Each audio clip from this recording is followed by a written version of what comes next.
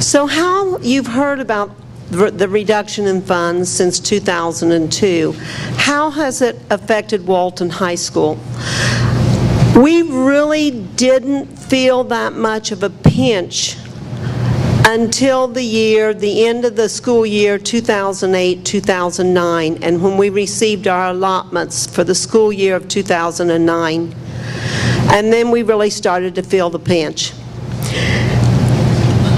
Our biggest loss has been in personnel. We have lost 21 teachers since 2009. And when you think about 21 less teachers teaching 140 to 150 students, you realize this is a huge loss. But not only that, during that time we have gained students. We have gained approximately 70 students. Now, the attendance has fluctuated from year to year, so it was when the housing market was down, our attendance went down a little bit. So we actually have 90 students more this year than what we had last year. But when you compare back to the year 2008, we have about 70 students more. We have been cut a half counselor, and once again, it doesn't sound like much, a half counselor, but when you have 6 counselors to serve 2,710 students, you realize how much time the counselors can really give to our students. And as you look around the building, you probably will notice some places you go out, why don't they keep that a little bit cleaner? Really, that building could look better. And really it could, but we have been cut 2 custodians. So with 9 custodians, we try to keep 312,000 square feet clean in this building, 10,000 square feet clean in the field house, and all of the areas picked up around the stadium and all of the different fields. So these 9 custodians work endlessly, but you know what it is to pick up around after your children at home. Try picking up after 2,700 of them. So the next thing that it has really affected is class size. And when I talk about a large class, I'm talking about there are classes that there's not as much writing, and we really realize the class size can be a little bit larger. So in 2008, a large class to us would have 28 students in it. And I remember saying, 28 students, we really just have to do better. 28 is a lot of students in one classroom. But indeed, in 2013, a large class is 34. That's an increase of 6 students, and our students are feeling it. How would a large class impact students? Well, for one thing, when you have 1 teacher and 34 students trying to answer all the questions and trying to know each student individually is a real challenge. And all of the research shows that the more connected the student feels to the teacher and to the rest of the class, and that it feels like a tidy group working together, the more successful the students will be. Well, when you add 6 students to the class size, that's very difficult to do. It's easier for a student that is a little shy to not get involved in class discussion. And while our teachers do a great job of trying to pull all the students in and trying to get all of them involved, it's easier for that shy student to always sit in the back and to not have as much class discussion as they really should have.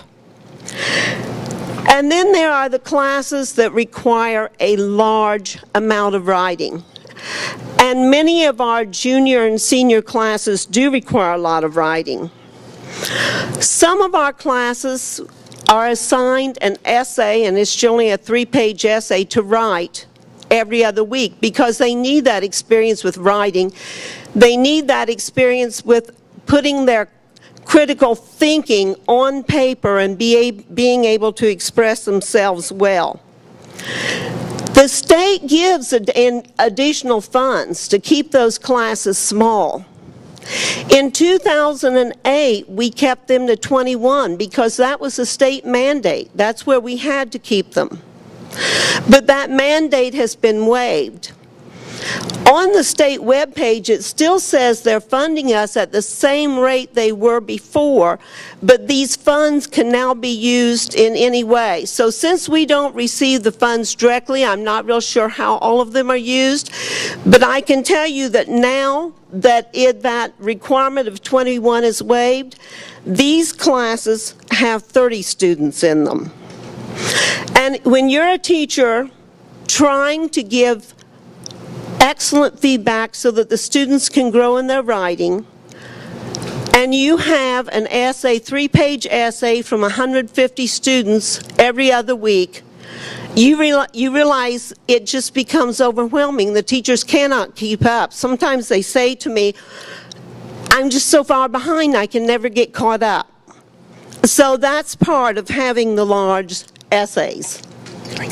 Every major assessment that we had here at Walton had a writing portion on it. And you're saying, oh yes, really, I'm sure their math tests had writing assessments on them. No, we had at least one problem that they explained why they needed to use the steps they used to solve it and why that step worked to solve the problem. And getting them to think through that critically was very important. But once again, our teachers can no longer keep up with this. We had 2 excellent teachers retire last year. Most of you probably know who I'm talking about. And they would have taught, they had reached their 30 years, they could retire, but both of them would have taught a few more years had it not been that they were spending every single weekend. They taught these classes that required a lot of essays and required a lot of grading. And they simply said, we can't keep up. We have to retire. And so our teachers always, we put students first here. You've heard me talk an awfully lot about teachers, but it's because it's the teachers that's going to give your students what they need to have.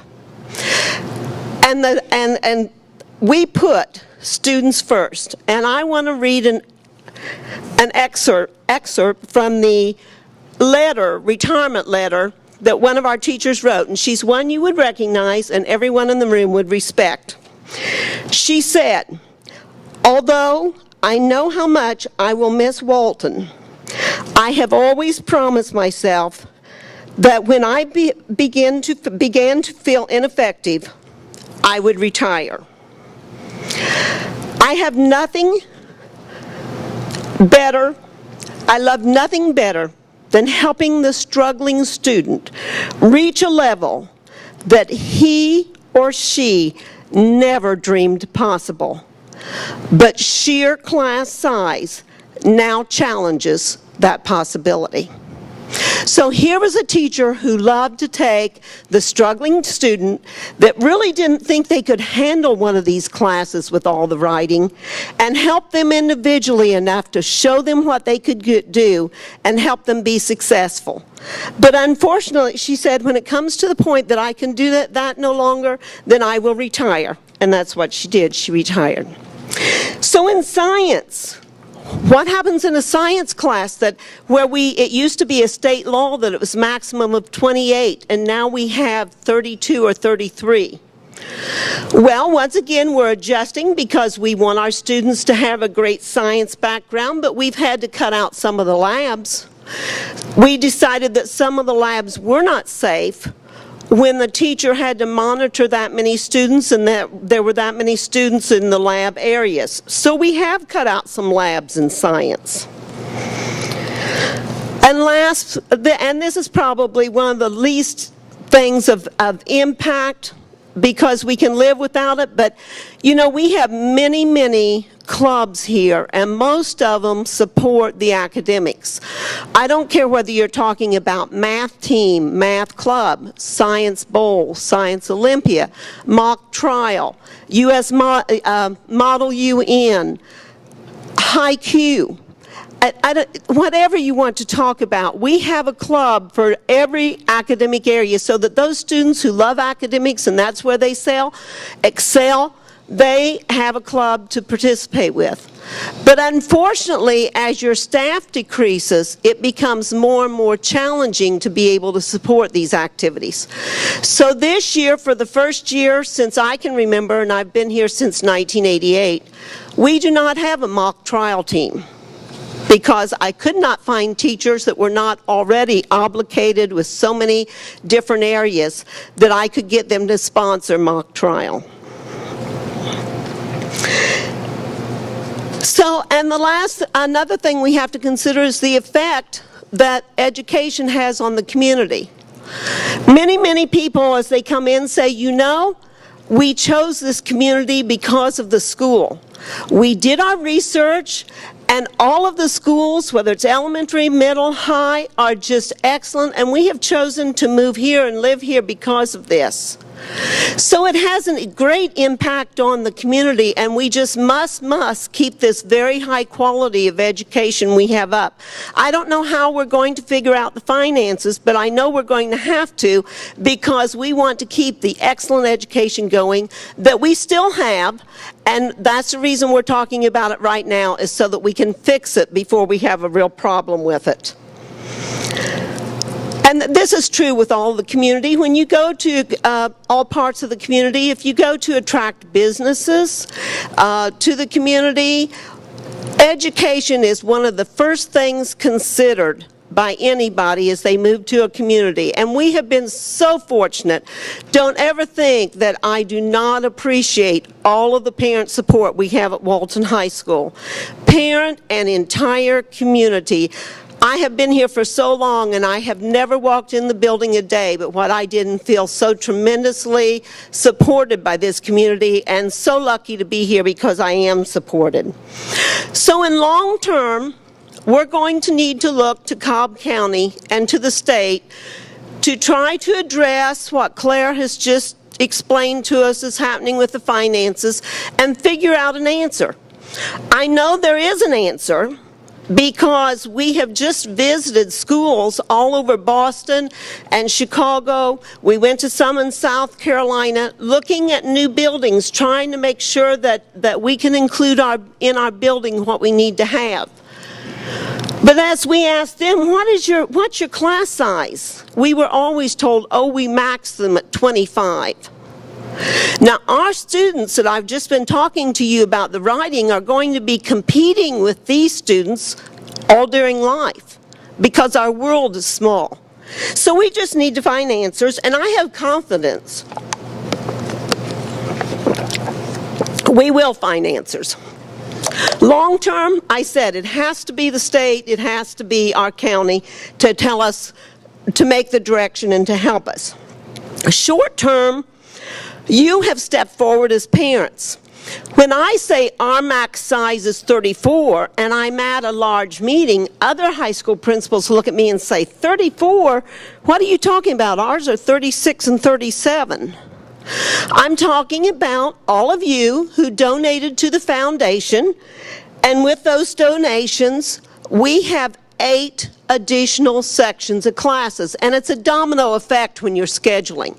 So a teacher probably teaches 2 different subjects, and if we take the subjects where the classes were going to be the very largest and add a section, it adds a domino effect of less grading for the teachers and more time to prepare and keeping the classes smaller for more individual attention in that class. But we were able, or when I say we, I'm talking about the foundation. The foundation was able to do that with 17% participation from parents. So once again, if you have not participated, look to see if you can be part of the short-term answer right now.